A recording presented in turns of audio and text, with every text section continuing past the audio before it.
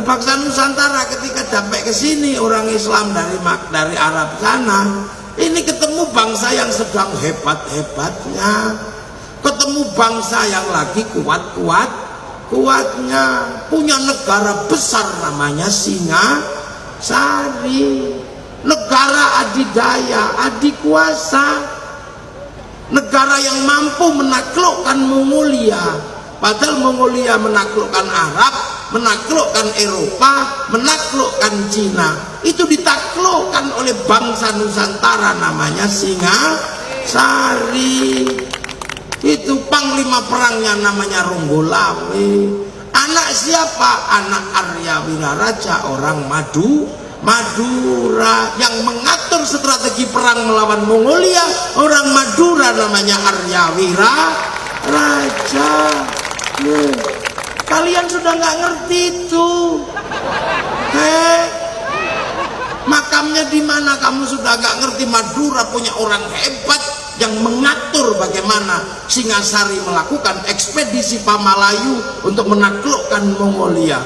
Setelah itu Arya Wiraraja mengatur berdirinya bangsa besar namanya Majapahit.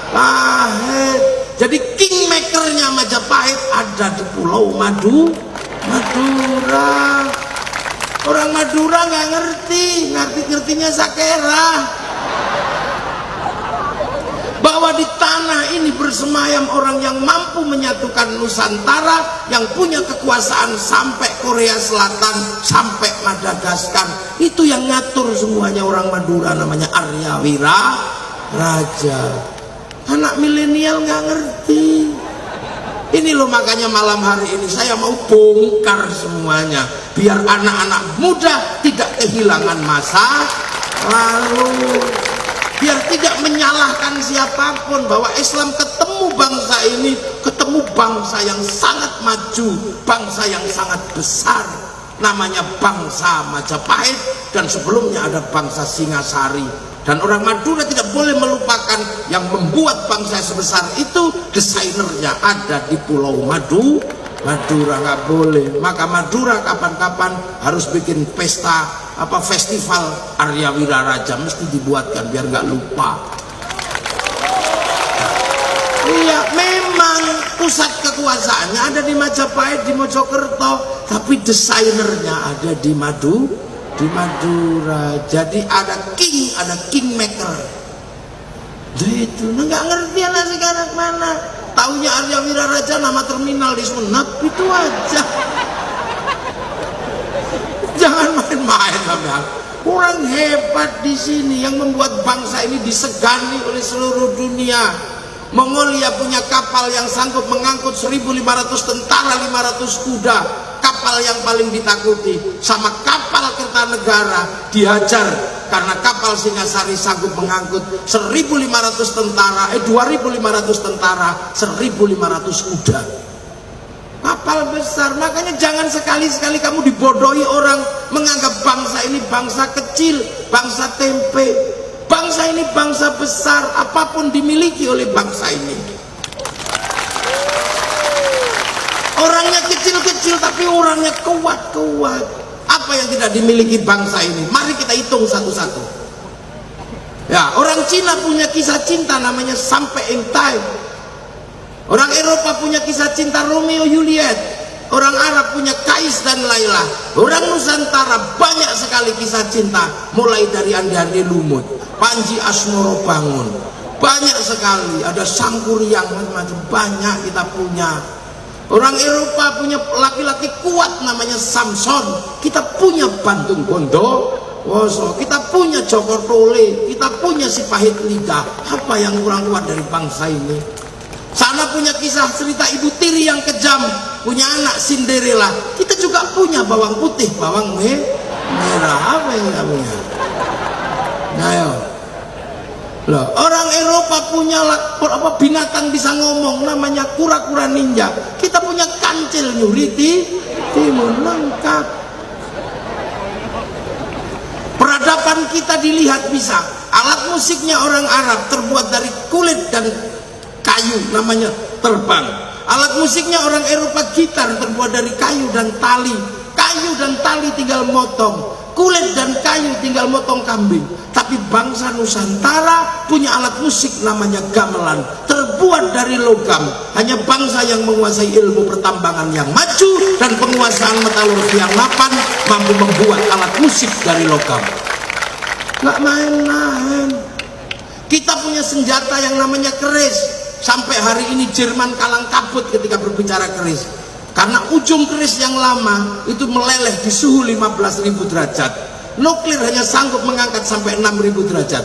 Lantas nenek moyang kita sanggup mengangkat 15.000 derajat. Api apa?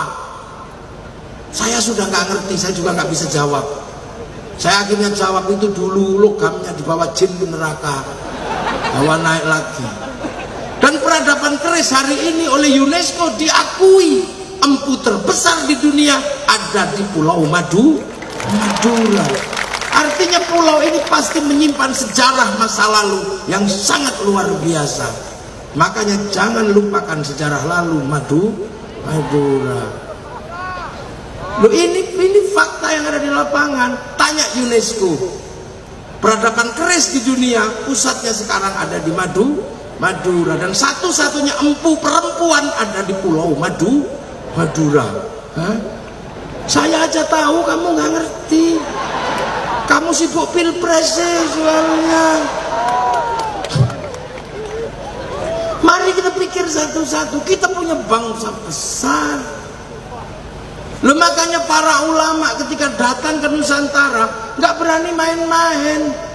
Cerita tentang surga yang airnya mengalir diceritakan di Nusantara, nggak tertarik. Karena Nusantara di mana-mana air mengalir. Diceritakan surga itu buah-buahannya banyak. Nusantara sudah banyak buah, cipluan di sawah banyak. Diceritakan surga itu minumnya susu. Orang Nusantara nggak terlalu suka minum susu. Diceritakan surga banyak madu.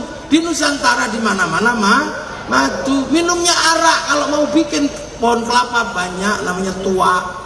Makanya tidak ada cerita pengislaman di Nusantara menggunakan cerita surga, karena Nusantara orang yang sudah pikirannya maju. Punya kitab undang-undang besar namanya Kitab Negara Kertagama. Punya hukum sosial terbaik namanya Kitab Sutasoma. Punya universitas terbesar di dunia namanya Universitas Nalanda.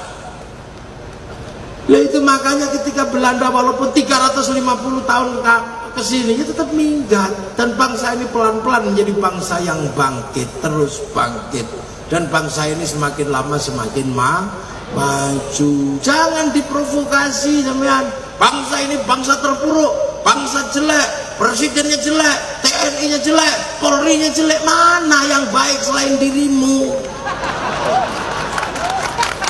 Kita ini bangsa kuat hari ini. Jadi jangan kita ini hari ini iseng aja.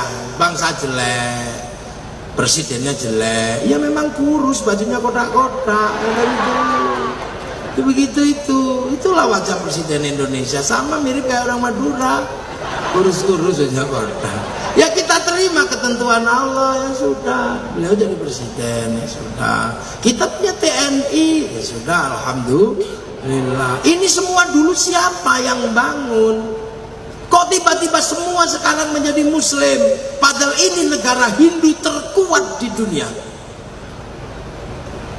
Candi terbesar ada di Nusantara namanya Prambanan, candi Hindu. Candi Buddha terbesar di dunia ada namanya Borobudur. Kok tiba-tiba sekarang menjadi bangsa Muslim terkuat di dunia? Masjid terbesar ada di Indonesia, terbanyak di Indonesia. Orang hafal Quran terbanyak di Indonesia. Orang pergi haji terbanyak di Indonesia. Orang pengajian terbanyak di Indonesia. Kok bisa? Sampai mestinya pakai nalar yang canggih. Kenapa negara Hindu terbesar di dunia tiba-tiba berubah menjadi negara Muslim terbesar di dunia? Apa ini BIM salah BIM? Bukan. Ini pekerjaan orang-orang yang hebat yang mampu mendesain bangsa baru namanya bangsa Nusantara. Butuh social engineering, butuh political engineering, butuh kedewasaan dalam sikap mengemban misi perubahan di Nusantara. Dan itu siapa?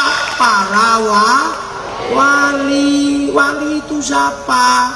Wali itu orang-orang yang download programnya